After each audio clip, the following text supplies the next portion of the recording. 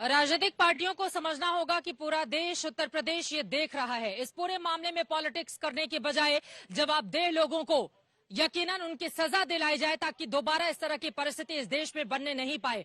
आखिर कोई भी बड़ी लकीर इस मामले को लेकर क्यों नहीं खींची जाती है? विक्रम सिंह जी हमारे साथ जुड़े हुए हैं। सबसे पहले उनका रुख करते हुए, क्योंकि वो खुद भी पीड़ित हैं, आपको बताते चले कि जिन 2 टावरों को ढाया जा रहा है उससे बिल्कुल सटी हुई एक सोसाइटी में उनका भी घर है। विक्रम सिंह जी, आपका स्वागत करते हुए सबसे पहले तो आपका अनुभव मैं जानना चाहूंगी, आप क्या अपने ही फ्लैट में हैं या आपने भी कहीं दूसरी जगह शिफ्ट कर लिया है खुद को? और आज जब ये धराशायी होने जा रहा है, आपके जहन में किस तरह का सवाल है? क्योंकि भले ही आप इस प्रदेश के बड़े अधिकारी रहे हों, लेकिन पीड़ित तो आप भी हैं विक्रम सिंह जी। चित्रा जी नमस्कार, बड़ी कृपा की आपने याद किया। मैं कल ही सुपरटेक छोड़ करके लखनऊ आ गया हूं क्योंकि मेरे पास एक संसाधन था, लेकिन 99.9% जो रेजिडेंट्स हैं उनके पास ये व्यवस्था नहीं है कि वो कहीं अन्यत्र जा सके। और ये एक मानवीय त्रासदी है कि जिस तरीके के भ्रष्टाचार की शिकायत वहां की जो हजारों लोग हैं जो पीड़ित हैं और जो होम बायर्स हैं और ट्विन टावर्स जिन्होंने खरीदा, तो उनकी बात तो हम बाद में करें, उनके साथ तो जो धोखा हुआ भगवान न करे किसी और के साथ हो।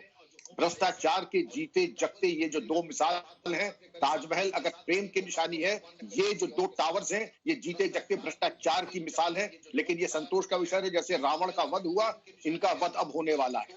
लेकिन जो बात माननीय योगी जी ने कही, जो उप मुख्यमंत्री जी ने कही, इस भ्रष्टाचार की गंगोत्री से शुरू किया, नीचे के अधिकारी नहीं, बिल्डर जो अधिकारी हैं, जो राजनीतिक व्यक्ति हैं, राजनीतिक के शीर्षस्थ लोग जो हैं, क्योंकि बिना उनकी सहभागिता के और सहमति के और मूक सहमति के और लाभान्वित होने के अलावा ये चीजें संभव नहीं होती है।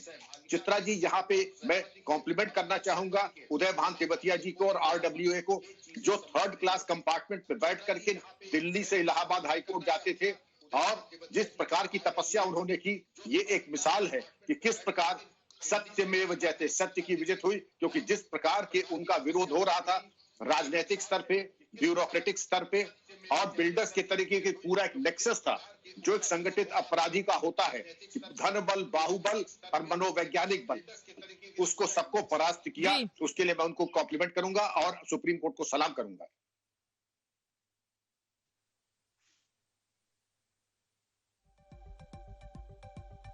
सर, ये बात तो आपकी सारी ठीक है, लेकिन विक्रम सिंह जी, आप एक अधिकारी होने के साथ ही साथ आप पीड़ित भी हैं।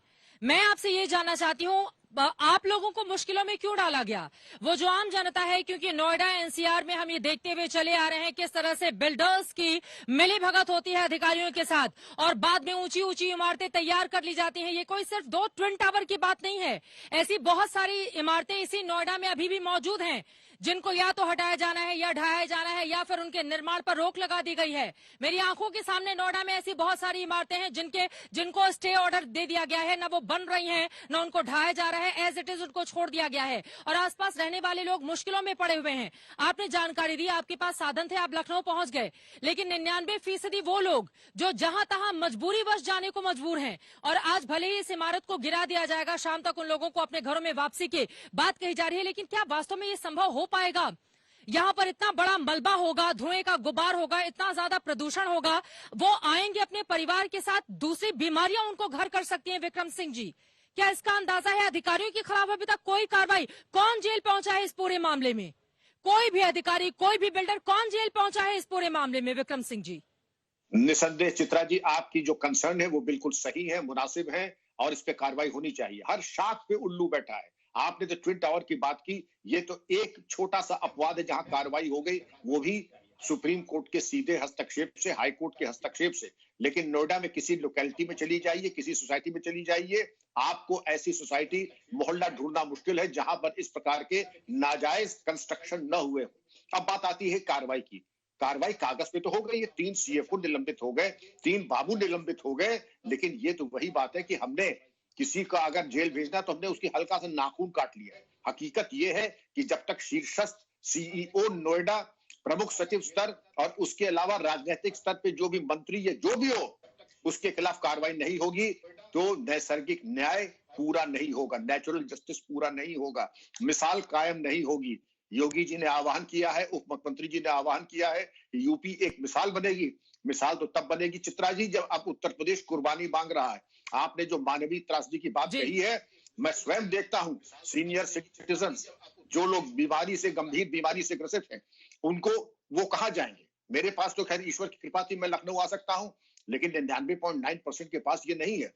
वो आज शरणार्थी है। बगल की सोसाइटी को साधुवाद और प्रणाम कि उन्होंने आज दिन भर के लिए सभी को ये दावतनामा दे दिया कि आइए रहिए, जलपान और भोजन की व्यवस्था की जा रही, जहां तक कि आवारा कुत्तों के लिए भी व्यवस्था कर दी, पशुओं के लिए भी। लेकिन ये मानवीय गुण अपने स्थान पे है, लेकिन बिना दंड के राज्याधिकार नहीं चलता है। उत्तर प्रदेश चित्रा जी कुर्बानी बिल्कुल मांग रहा बिल्कुल है,